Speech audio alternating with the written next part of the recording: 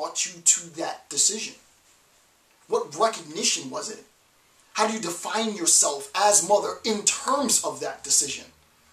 Far more profound, conceptual, self-reflective accounts rather than how did you feel, right? So this is an idea, and this is just one example, right? So we recognize, I think that the point should be clear.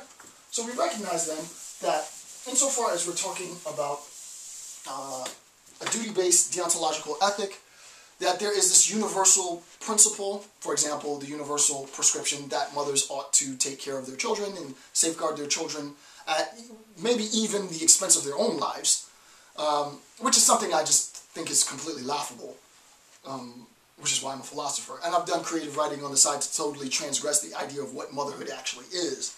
But the idea is that makes for really good qualitative methods research, and hopefully my example further illustrates the point.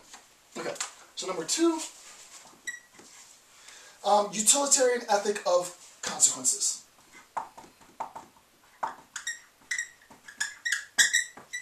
Ethic of a utilitarian ethic of consequences. And the general idea with this notion of utilitarian ethic for consequences in a super generalized fashion is that you have to act in such a manner that your actions promote the greatest happiness for the most amount of people, roughly, right? So the greatest happiness principle, GHP, is the idea that it's all about, not in a hedonistic way, but it's all about numbers, in a sense. There's a certain calculus that's associated with this. And the general account is, if I can save the life of 10 people versus the life of 1 person, I need to choose the life of 10 over 1. If I can save the life of 10 people over the life of 1 person, but that 1 person can in turn save the life of 1,000,000, then I need to save that 1 rather than the 10. So we can complicate the scenario, and so on. But that's the general idea. Do an analysis of utilitarian ethic on your own time. I've done a very, very small, short intro series on utilitarian ethics, which I might revisit in the future. I don't really have the desire to do it right now, but so that's that.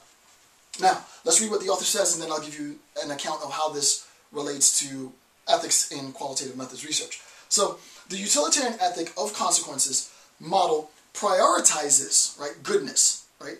Prioritizes goodness of outcomes of research such as increased knowledge.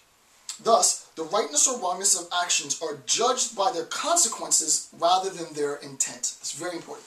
The rightness or wrongness, right? Moral law is going to say that you ought to act in such a manner that your actions are right rather than wrong. What actions are right? What actions are wrong? Okay.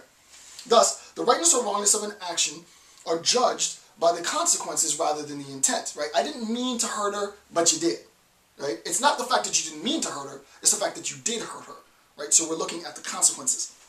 This model is underlain by a universalist cost-benefit result pragmatism. So, similarly, we have the principle, and the principle is going to make a prescription, just like before.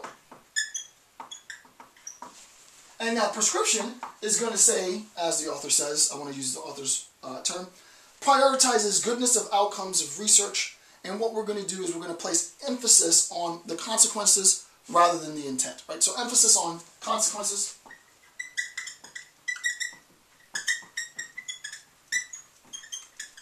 Right? Emphasis on consequences, not the intent of the research. Now, insofar as we're talking about the relationship between the consequences and the participant,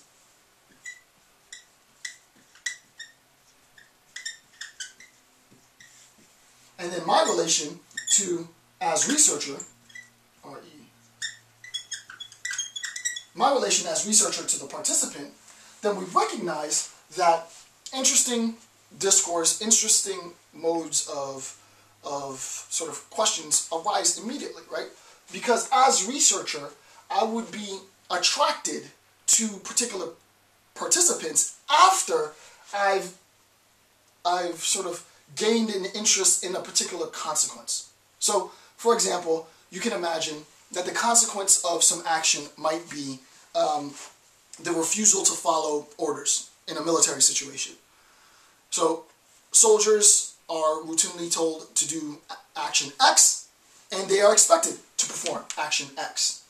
There is undeniably infinitely many cases in which soldiers are told to do X, but they don't do X, right? So first thing that comes to my mind, soldiers told to do something, they refuse to do something, and they go AWOL, right?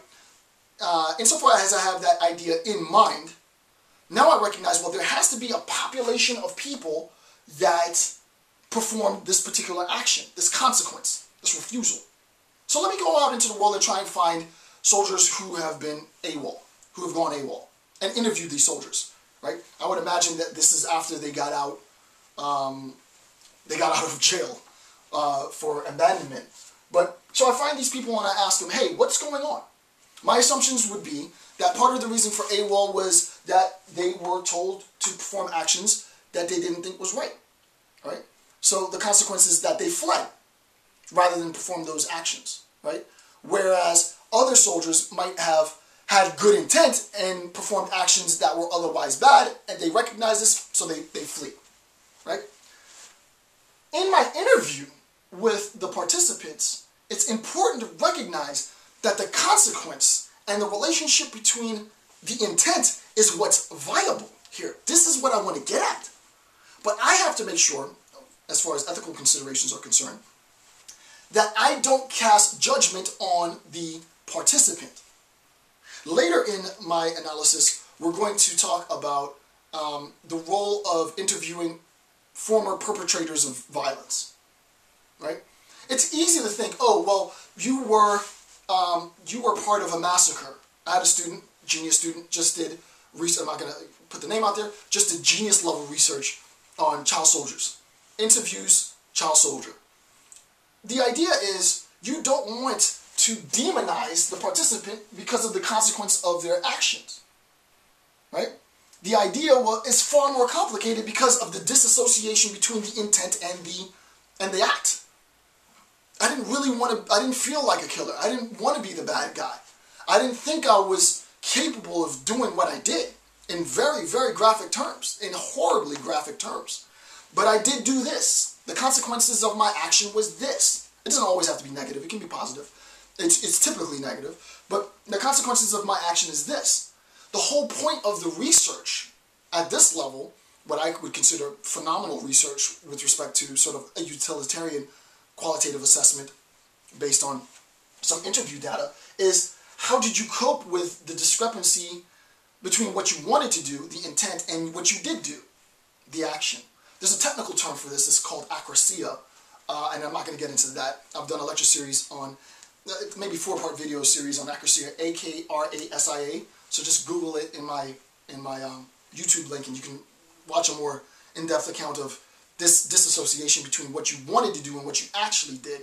But with respect to qualitative assessment, it's this recognition that it's not always simple for a participant to recognize the disassociation between what they wanted to do and what they actually did. We, as researchers, want to know why they acted in the manner that they did, despite better judgment or despite whatever.